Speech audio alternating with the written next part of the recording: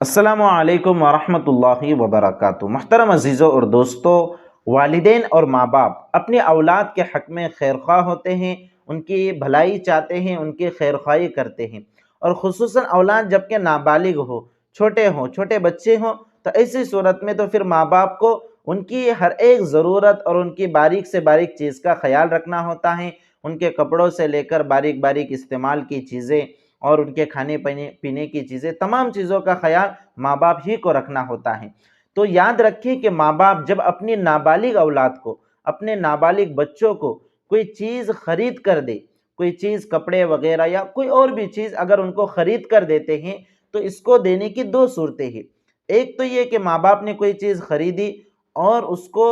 بچے کو دے دیا اس نیت سے کہ بچہ اس کا مالک بن جاوے، تو وہ بچہ اس چیز کا مالک بن جاوے گا۔ اب ماں باپ کو یہ حق نہیں ہوگا کہ وہ چیز اس بچے سے لے کر کسی اور بچے کو دے، چاہے وہ خود کا ہی بچہ کیوں نہ ہو۔ جیسے مثال کے طور پر اگر والدین نے اپنی نابالغ اولاد کے لیے، اپنے نابالغ بچوں کے لیے دکان سے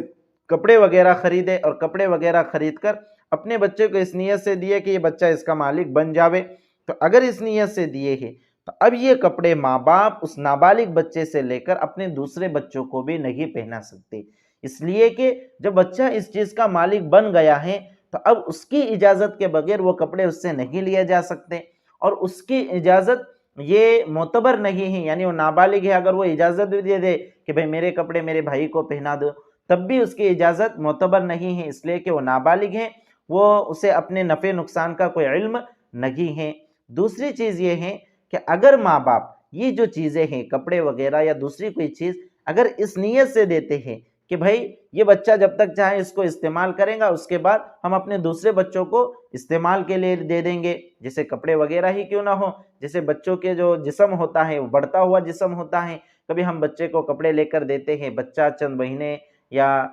تقریباً 1 سال 1.5 سال اس کو پہنتا ہے، بعد میں وہ کپڑے اس کو فٹ نہیں آتے تو ہم چھوٹے بچوں کو پہنا دیتے ہیں۔ تو یہاں پر آپ یاد رکھیں کہ جب آپ کپڑے خرید کر اپنے بچے کو پہنائیں تو آپ کی نیت یہ ہونی چاہیے کہ یہ کپڑے ہم بطور عاریت کے دے رہے ہیں، عاریت یعنی استعمال کے لیے دے رہے ہیں، مالک بنا کر نہیں دے رہے ہیں۔ تو اس نیت کا فائدہ یہ ہوگا کہ جب آپ اس کو دیں گے تو جب تک وہ اس کو پہنانا چاہے آپ پہنائیں، اس کے بعد جب وہ اس کے استعمال میں نہ آئے یا اس کو فٹ نہ آتے ہوں تو آپ وہ کپڑے اپنے دوسرے بچوں کو بھی پہنا سکیں گے، اس لیے کہ آپ نے وہ کپڑے اس کو مالک بنا کر نہیں دیے تھے بلکہ بطور عاریت کے دیے تھے۔ اور اگر آپ نے مالک بنا کر دے دیے تو پھر آپ یہاں پر مسئلہ یہ پیدا ہو جائے گا کہ بچہ اس کا مالک ہو جائے گا اور بچے کی اجازت کے بغیر آپ وہ کپڑے دوسرے بچے کو نہیں پہنا سکتے، اور بچہ اجازت بھی دے دے تو اس کی اجازت معتبر نہیں ہے، اس لیے کہ وہ نابالغ ہیں، اس لیے ایسی صورت میں آپ وہ کپڑے اپنے بچوں کو نہیں دے سکیں گے۔